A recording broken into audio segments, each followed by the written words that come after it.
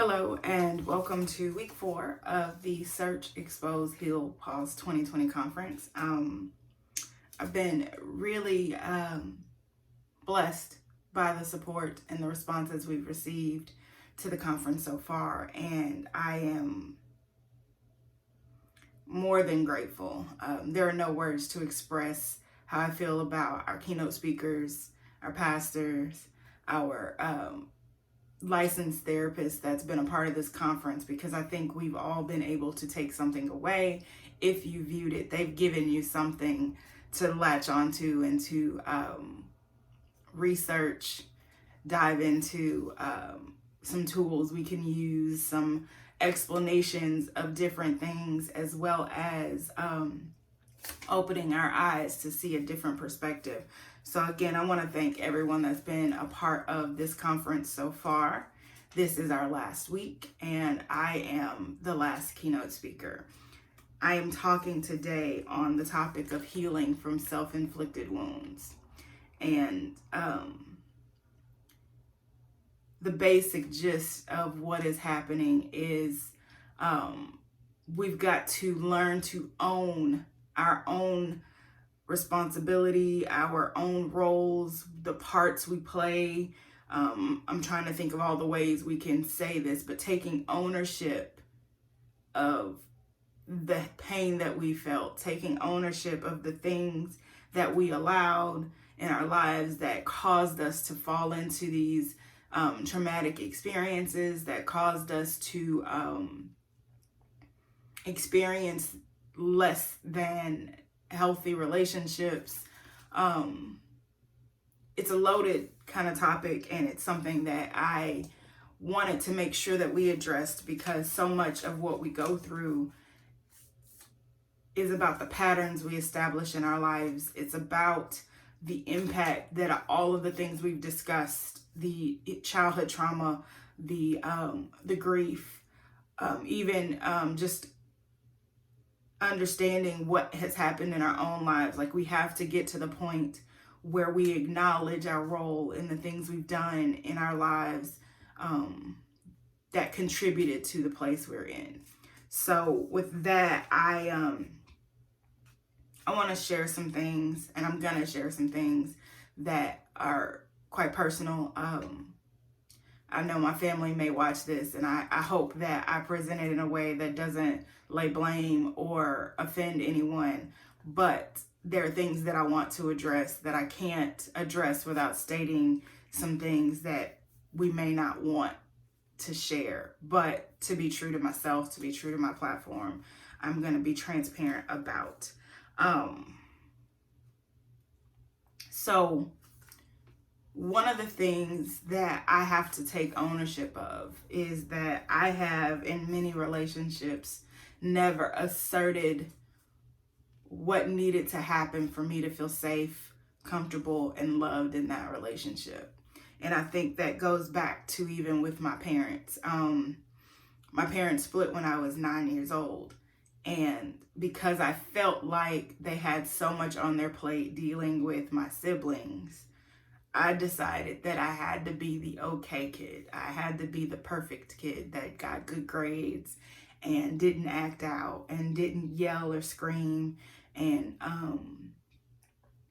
have emotional outbursts. But I was still suffering, so to speak, not so much because they had split, but because my world had changed. At a young age, I knew that something about their relationship, my parents' relationship, wasn't right. But I was a kid, so they're mommy and daddy, and they're supposed to be together. And when they split, I had that relief, but I also didn't know or understand what that would change in my world. So that is my earliest recollection of not asserting my needs in a relationship.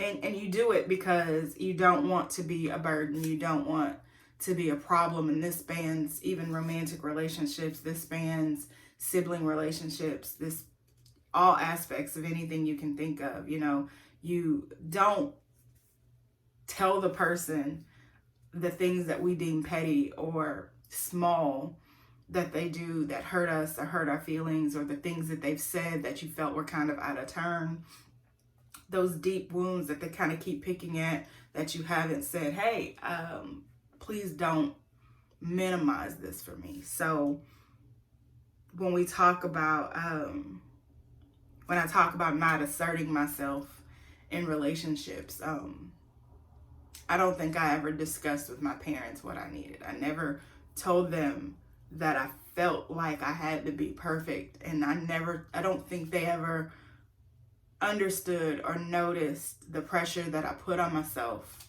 to succeed at everything. And it didn't matter what it was. Like, I had to be the best at everything. I had to be highly ranked in my class. I had to have all A's and B's. And when I didn't get them, I had to find a way to bring those grades up so that I could keep this record as the perfect student, and in my mind, the perfect kid, you know, not getting in trouble at school. All of those things were how I decided to protect myself, and in my mind, my parents, from what I was feeling as a kid. You know, I felt abandoned, I felt alone, I felt like they would care for me and make sure I had all of the things that I needed, but I did not feel like my parents had the capacity to care for all three of us. One, because I did the math. I had two siblings and two parents, and that left me. I am the middle child, so yes, some of that is just middle child syndrome, where you don't feel heard, you don't feel acknowledged, you feel like you're invisible. I never felt invisible. And to keep myself from feeling invisible, I decided to be perfect. They couldn't ignore the straight A student. They couldn't ignore the kid that got all the awards at school. They couldn't ignore the kid that was in drama club and had all these extracurricular things to do. They couldn't ignore that. So instead of being the invisible middle child, I decided to be the perfect kid that didn't need that much, that they didn't have to go out of their way to support. They didn't have to do the things parents do for the kid that's suffering and needs help.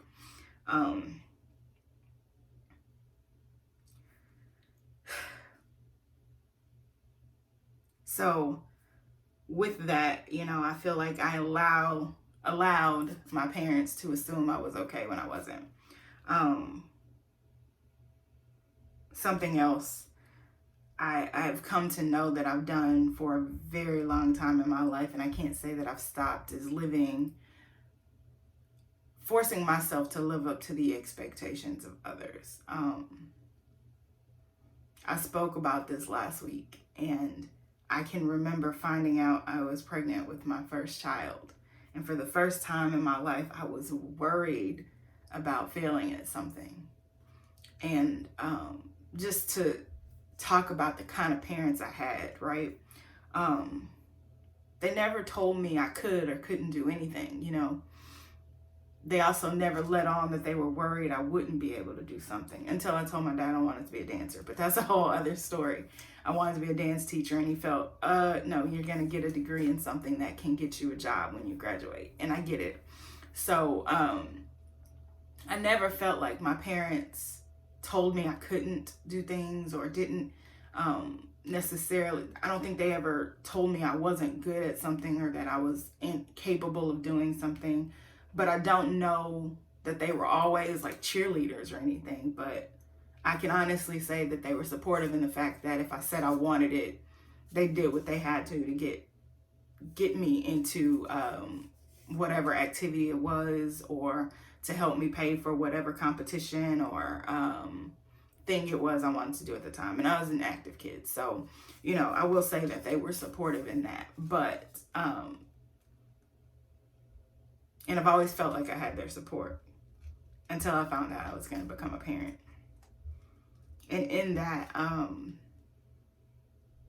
I will say that one was not supportive, but there was never a sense or a feeling that they were confident I could do it. And then one parent reacted in the oddest way and basically said I wasn't ready and I was making the biggest mistake of my life. Again, this was the first time I myself was concerned that I would fail. And then to have the two people that should be supporting me, that have always supported me in their own right, not be supportive. And I'm saying not be supportive in a sense of not cheer me on, not encourage me, not have that conversation with me about, are you ready? What are you expecting this to be like? We didn't have that conversation, you know. It was more or less from one parent, all right, you're having a baby. And we started discussing baby names. And then the other parent basically said, you're not ready. This is a stupid thing. In so many words. I can remember waiting until they were out of town to tell them because I wasn't sure how they would react. And then the reaction sucked. So,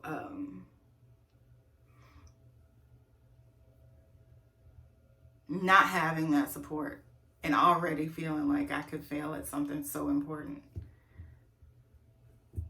Naturally, I didn't know what to do. But because I had lived so long with the notion that I could do everything, that feeling that I couldn't was too much. And if you've watched, if you've listened, you know, that ended with postpartum depression and suicidal thoughts. And, you know, over the course of the last 12 years, I'm here.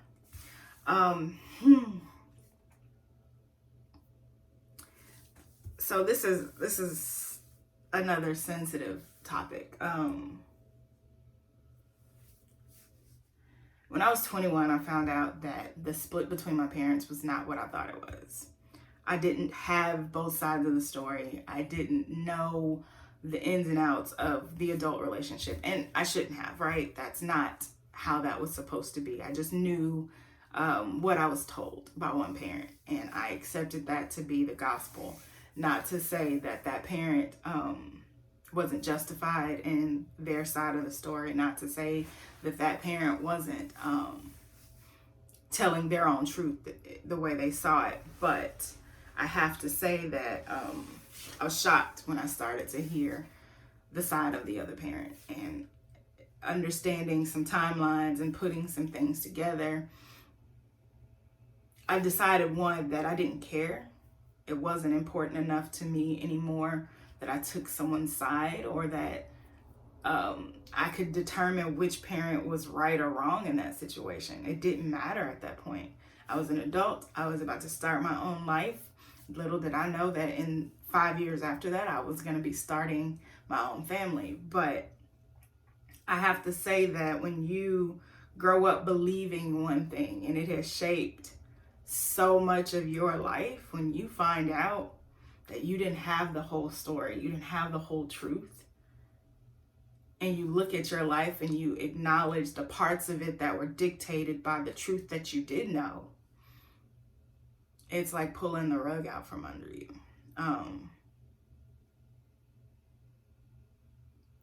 But because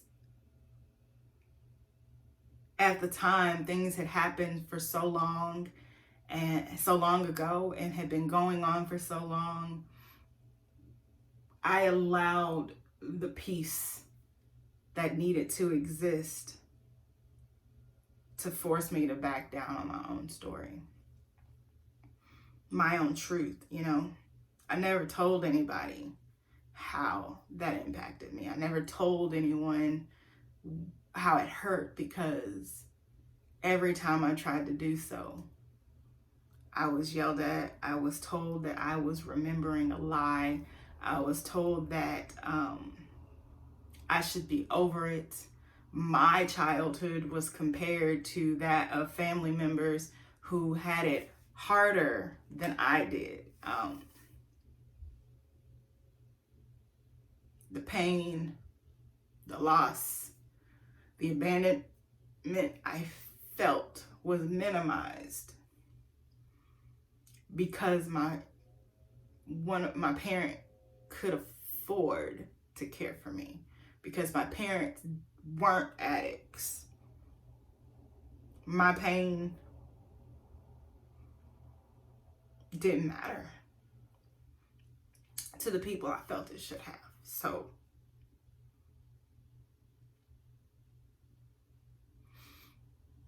because I knew how my family felt about it, and I knew that the discussions would hurt people that I loved, I knew that the conversations were uncomfortable, I backed down. I didn't talk. I stopped saying it. I learned to say, you're right. Nod my head, say, okay, move on.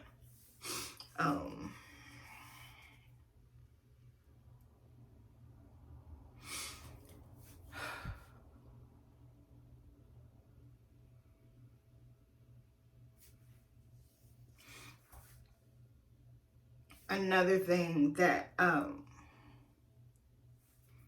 I've done in my life, and I think I learned in my childhood, was to be loyal to a fault. Because someone was there during a time, because someone was your friend during a time, because someone supported you during a period of time, you owe them all the loyalty in the world. You stay their friend, even when they've reached a point in their lives, or you've reached a point in the season of the relationship where they hurt you, where they say things that minimize your feelings and your emotions. They say things that diminish you as a whole. You remain loyal. I've learned, especially over the last 5 years, you don't owe anybody that kind of loyalty. So I want to go into a little bit more specific examples or details and things like that, and how that's impacted me and pushed me towards recognizing that I have to heal from it. So because I became the person I was as a kid, because I went through those things, when it came to adult relationships, I'll start with my last romantic relationship. We met a month before I was hospitalized after my suicide attempt. And my therapist specifically stated that I should not enter into any relationships at that time because I was in what you would call recovery. I didn't listen. In fact, I told my ex at the time that that's what he felt, but we both agreed we were already in one when it happened, so it didn't apply. Well, part of why that relationship didn't work out was because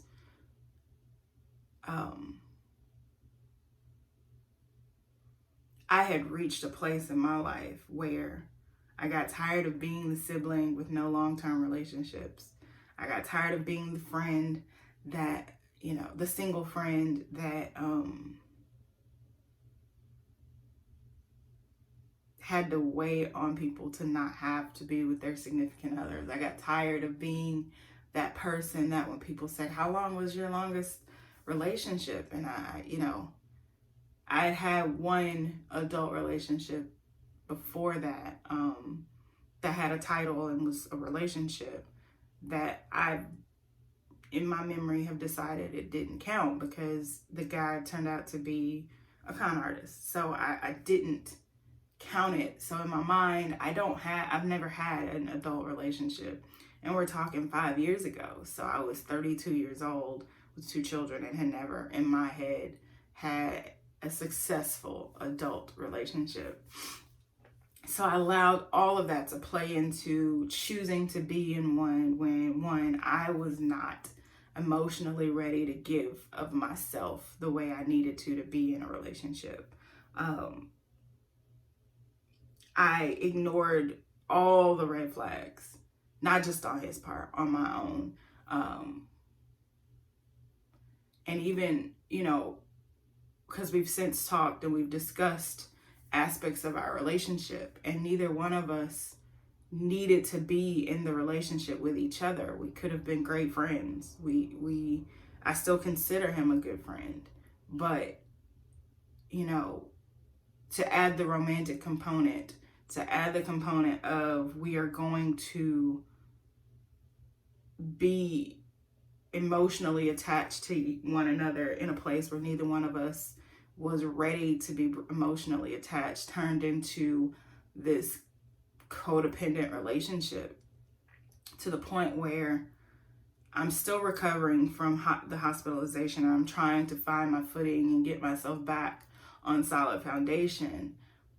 But he was a person, because we're in a relationship and he's going to do things and I'm going to do things. He could trigger a spiral. And while in that spiral, he would be the only one that could pull me out of it. And that's a dangerous place to be when you are still having suicidal thoughts. I can see it now. I did not see it then. I saw myself becoming someone I never wanted to be, that I'd never been before in that relationship. And I didn't stop it. It was like a train wreck. I was watching it happen. I saw myself escalating. I became so manic at one point that I have his name tattooed on my back. It's something that I could have stopped had I not allowed myself to get so caught up in, once again, the expectations of others. That loneliness, that feeling that I needed to have a spouse to feel accomplished.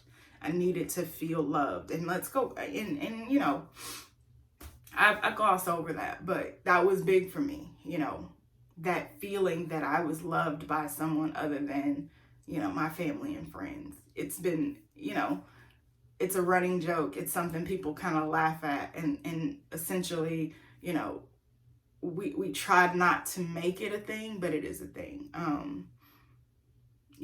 Your family telling you they've never met anybody you dated. Well, it's because I ain't dated anybody.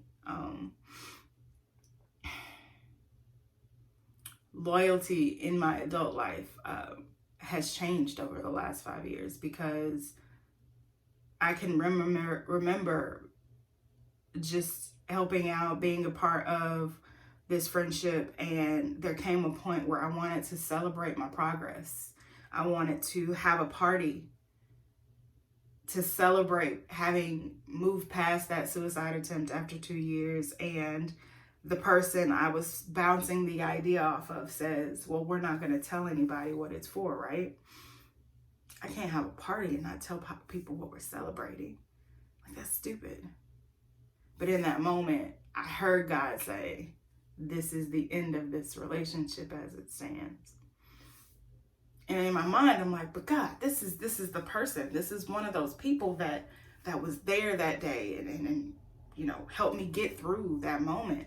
And this was when I had to recognize the reason, the season, and the lifetime, because so many times I've had loyalty to people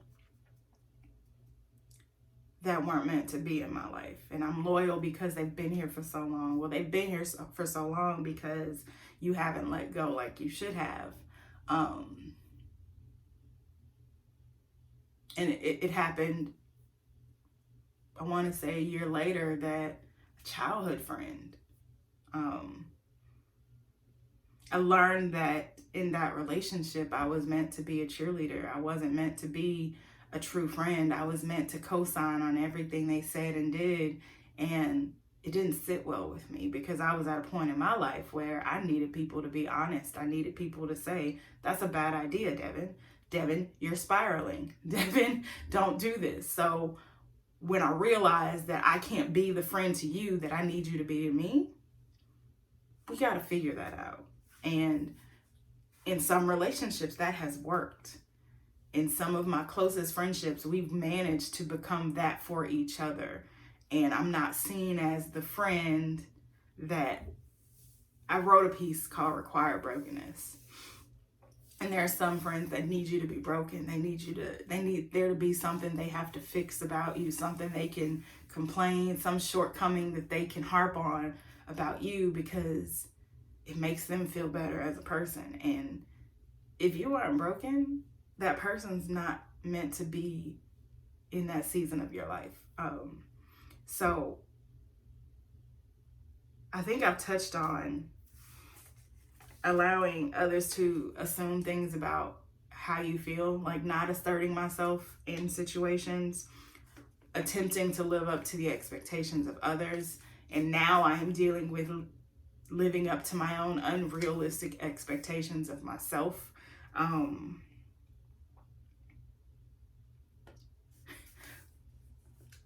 Swallowing my own truth in order to appease the people around me, and having loyalty to people that are not. And when I talk about loyalty to people you shouldn't, I am not talking about telling people's business. I'm not talking about discrediting that person. I am saying that you can be a loyal friend from a distance. You can honor the relationship that existed in the past and still be kind and cordial and sweet and loving and still love that person, and they not be a part of your day-to-day life. I've learned to be that. I have friends that I will love to the end of my days, but they will never be that daily call after work. They'll never be that person that's an automatic invite to something, simply because that season of day-to-day loyalty is not there. But would I ever disparage them? Would I ever speak negatively of them? Would I ever tell their business to someone else? No, because I'm an adult and that's not necessary. We can fall out as friends and still be respectful and kind to one another. And I truly believe that. So these are just a few ways in which I have inflicted my own pain on myself. Taking ownership of the things that I did in my past that have contributed to some of the things that I currently struggle with is important in my journey of healing, because I need to change some of those behaviors. I need to do things differently so that I am not hurting myself any more than I would hurt anybody else. Most of all, I just think that learning and growing about who you are as a person, and who you are in situations as a person, and who you are under pressure and stress, and when you feel like you are going to fail at something, is important. Because if you act out, you need to know. If you crumble, you need to know. You need to know if I don't get this right and I'm not perfect at this one thing, am I going to pressure myself? Am I going to fulfill the prophecy, so to speak? The self-fulfilling prophecy we always talk about. Like I said,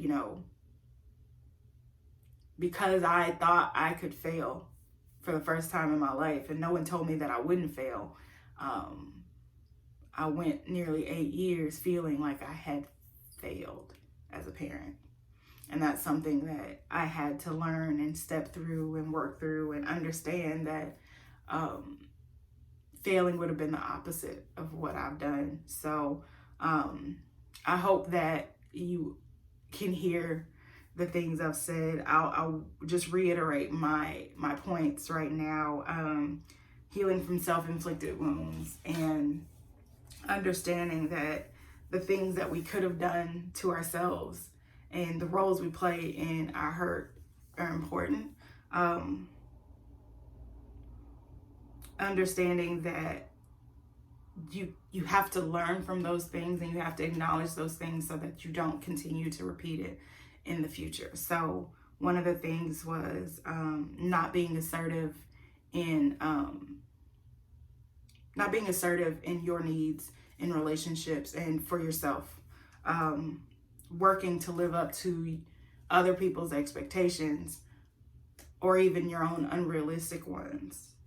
No one's perfect. If you're striving to be perfect, naturally you are gonna fail at that.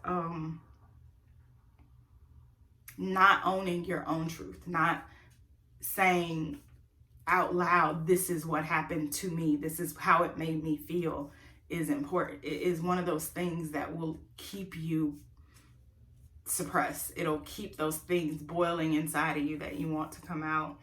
And being loyal to things, people, principles, anything that you can be loyal to out of season, can cause you to remain in relationships and friendships and jobs that are holding you back, that are not healthy for you in that season. So though that's where I started on my journey, and that's where I am right now, is owning my role in certain things and changing behaviors that I know contribute to my own pain and my own emotional disturbances. So next, we'll have professional reflections from Janae Tidwell, and I am interested to see what she has to say about all that I've shared. Hello, everyone, and thank you so much for tuning in to the reflections of our keynote speaker this week. How awesome is it that our conference creator, right, and the founder of this entire thing, the Pause organization and Pause conference, Devin, has been our keynote for this week. I want to thank her yet again for the opportunity to be a part of this and introduce myself. My name is Janae Tidwell. I'm a licensed professional counselor here in the Houston area, and it has been an awesome, awesome experience to be a part of this conference as we wrap up the last week of the Pause conference for 2020. So just a few notes of reflection in regards to the heartfelt and very raw and transparent testimony that Devin gave in regards to healing from self-inflicted wounds. So the first thing that I want to mention and talk about is that the things that you experienced in your family of origin can be with you and will affect you in your adult life. And so your family of origin, of course, is the family that you grew up in, right? Your mother, your father, your siblings, if they were an extended family there, grandmother, grandfather, aunts, uncles, cousins, whatever the case may be. But the relationships you had with those people, whether they be positive or negative, are going to be the foundations for your relationships in adulthood, whether that be platonic or romantic relationships. And so Devin kind of talked about that transition and talked about some of the issues she had back with her family of origin in dealing with some wounds that were left unhealed, undealt with, and how that then translated into some self-inflicted wounds with her romantic relationships as she became an adult. So please understand that taking the time to really deal with those issues in your family of origin and the undone work there is going to make your adult life and your adult relationships so much smoother, so much more beneficial and healthy for both parties, right?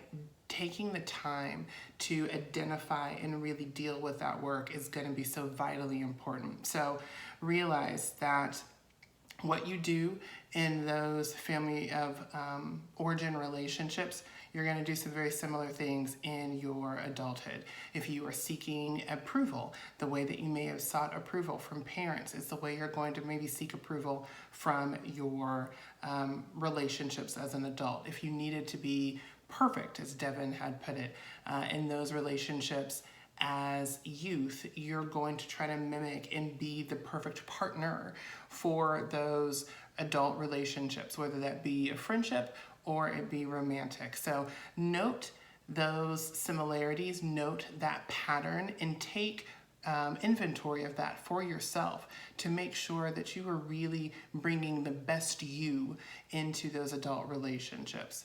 Second thing of reflection is that a lot of self-inflicted wounds are thoughts, beliefs, patterns, ideas from childhood that have gone undealt with and unchecked for many years. I referenced this last week when we were talking with the testimony of that gentleman and how it is that our 6 and 7-year-old selves have made some assumptions, or we have tried to figure something out that we were needing an answer to in our childhood, and that became our belief system. And that belief system is what is the foundation of the things that we're doing at 30, 40, and even 50 years old. If we have not taken the time to truly explore those and to really ask, is this belief system, is this pattern, is this thought pattern something that's going to be beneficial for me to keep? Is it helping me? Is it benefiting me and those around me who are closest to me? If we have not taken time to do that inventory, then those patterns are going to go unchecked, and we are going to keep them, and our 6 and 7-year-old selves are then going to be the foundation who's making decisions for my 30, 40, 50-year-old self. So please take the time to truly do that self-reflection. Those self-inflicted wounds as we become adults are usually based a lot upon the things that we did not take care of when we were in our youth. And then finally, Devin talks a little bit about healing from those self-inflicted wounds. And so one of the things I want to bring up in regards to how to heal from those self-inflicted wounds is to truly begin to do that self-reflection, right? And to determine and discover what it is that you have not dealt with, and then do the work that then is required, right? If that means I need to learn how to set firm boundaries with people and truly begin to establish them, let's learn how to do that. If that means I need to learn how to be assertive and speak up for myself, yes, I like this, no, I don't like that, this is something that's important to me, learn how to communicate in that way. If that means I need to give myself some grace because I'm not perfect and I do have shortcomings, and those things are okay, right? I don't need to make excuses for them or shy away from them, but I'm going to just own that I'm not going to be perfect, and here's where I'm still working and growing. And I'll be honest with anybody and everybody about my journey of growth and how I've come thus far and still hope to continue to grow more. Let's be honest about those things and give myself grace in that growth process, right? These are all really important things on how to heal from those self-inflicted wounds, because the deal is we've got to recognize and then do that work in order to heal. Otherwise, as we all know, we can't change and heal from something we don't recognize and understand to begin with. So first we have to recognize it, then we've got to do the work to heal from it, right? So it can no longer keep us trapped, keep us handicapped, keep us bound, but we can understand that we have the power to change what it is that we are doing to cause ourselves that pain and that anguish, and understand that yes, I brought some things from my past to my present, but I don't need to do that anymore. I can be free from that, and I can make different choices. I can have a different mindset. I can do different things in my relationships and choose different behavior patterns because I have done that work, and it now becomes okay for me to let those past things go. So just a few notes of quick reflection. Again, I want to thank Devin for her heartfelt and very transparent, I would almost even say a cathartic moment for her. You guys kind of maybe got to see a little bit of therapy in action there, as she really was very open and raw about some of the things that she is still working on to heal from some self-inflicted wounds. If it is that you find you need to do that work and you need to heal from some of those self-inflicted wounds, please reach out. My practices are both here in Houston. If it's not myself, then one of my staff could definitely be a part of your journey so that you can be free from those self-inflicted wounds. Contact Devin as well, who I know has a lot of referrals to therapists in the city because of Pause, and can connect you with the best person that's going to help you in your journey as well. Thank you so much. Yet again, thank Devin for this opportunity, and hope you have a great evening. Goodbye, everyone. Thank you again, Janae, for being a part of the conference and for your reflections each week on our keynote speakers. You always leave us with insightful information, and push the conversation forward about getting the professional help that we need in order to deal with all of these issues, no matter what that issue may be: childhood trauma, grief, self-inflicted wounds, and even the things that we aren't sure or know that we need help with just yet. So I just want to say thank you for being a part of the conference. It's been 4 weeks, and I think you've really helped a number of people. So with that, tomorrow we will have our spiritual reflections. Thank you, and have a great evening.